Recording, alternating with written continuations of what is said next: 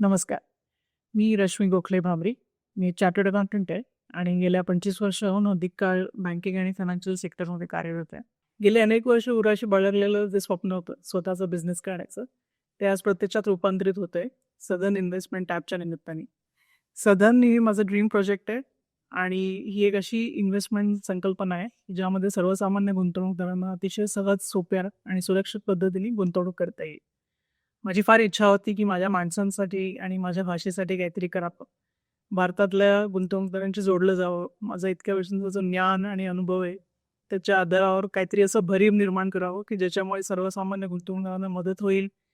भारताच्या आर्थिक उन्नतीमध्ये आणि जी घोडदौड प्रगती सुरू आहे, त्यामध्ये सर्वसामान्यांनाही सहभागी होता येईल. स्वतःच्या अ, आयुष्याचं संपन्नता वाढवता येईल. त्यांची संपत्ती वाढवता येईल. वेल्थ क्रिएशनमध्ये त्यांना पूर्णपणे सहभागी होता येईल आणि माझ्याबरोबरच इतरांचंही भलं होईल. या एका मोठ्या उद्देशाने आम्ही सदनचा प्रवास सुरू केला होता आणि मला सांगायला अतिशय आनंद होतोय, की आमचा ॲप आता पूर्णपणे रेडी आहे आणि आम्ही लवकरच आमच्या ग्राहकांपर्यंत आणि सर्वसामान्य गुंतवणूकदारांपर्यंत पोहोचण्याचा प्रयत्न सुरू करतोय. आमचे पॉडकास्ट आणि इतर मार्केटिंगचे प्रयत्न सुरू आहेत. आमची टीम अहोरात्र त्यावर काम करते आणि मला नुसती आशाच नाही, तर संपूर्णपणे खात्री आहे, की गुंतवणूकदार आमच्यावर विश्वास ठेवतील आणि आमच्या तज्ञांनी दिलेल्या सल्ल्याचा फायदा घेऊन स्वतःचं भलं करून घेतील. बँकेत अनेक वर्ष नोकरी केली. इनफॅक्ट अनेक बँकांमध्ये अनेक वर्ष नोकरी केली.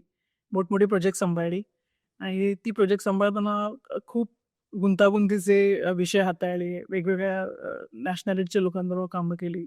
खूप अडचणींचा सामना केला. मोठमोठ्या बजेट्सचे प्रोजेक्ट्स टर्न आउट केली आणि त्या सगळ्या अनुभवातनं असं लक्षात आलं, की जर आपण हे प्रयत्न आणि हे एवढं मोठं काम इतरांसाठी करू शकत असू, आपल्या एम्प्लॉयर्ससाठी करत असू, तर हेच जर मी स्वतःसाठी केलं, तर त्यातून आपण काहीतरी जास्त सर्जनशील आणि काहीतरी खूप क्रिएटिव्ह असं निर्माण करू शकतो, की ज्याचा फायदा एक उद्योगपती म्हणून आपल्याला होऊ शकेल.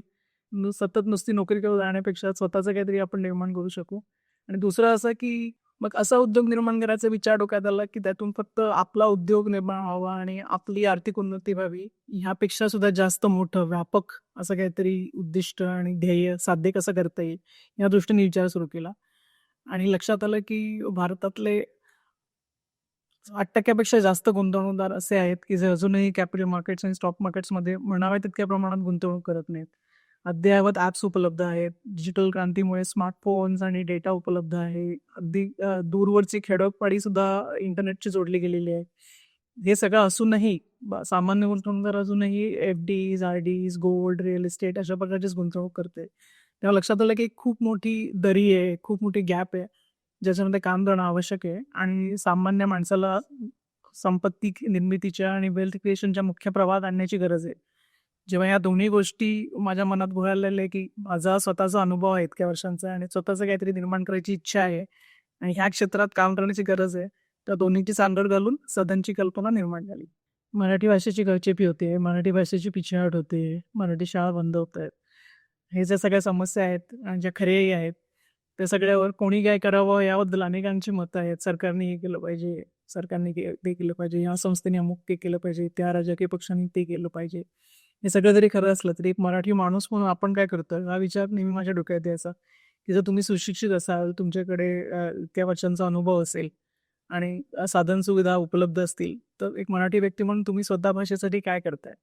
जेव्हा मी हा प्रश्न स्वतःला विचारला तेव्हा असं मनात आलं, की आपण स्वतः काय करू शकतो?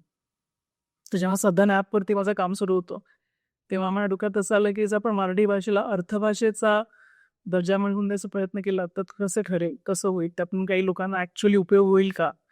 आणि त्या दृष्टीने काम सुरू केलं आणि सदन मराठीत सुद्धा उपलब्ध करून घ्यायचा विचार पुढे आला, की ज्यामुळे ज्यांना भाषेची अडचण होते किंवा गुंतवणूक करताना भाषेसंबंधात त्यांना काही अडचणी येतात.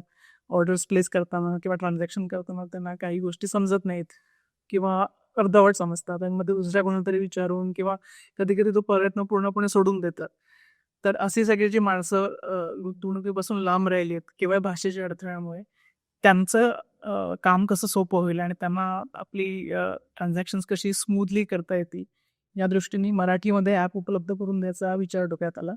या 2 गोष्टी होती. मराठी भाषा आर्थिक व्यवहारांसाठी वापरायची सुरुवात होईल कुठेतरी आणि जेव्हा ती सवय बनेल तेव्हा मराठीला पण एक मान्यता आर्थिक जगतामध्ये प्राप्त होईल. Thank you so much.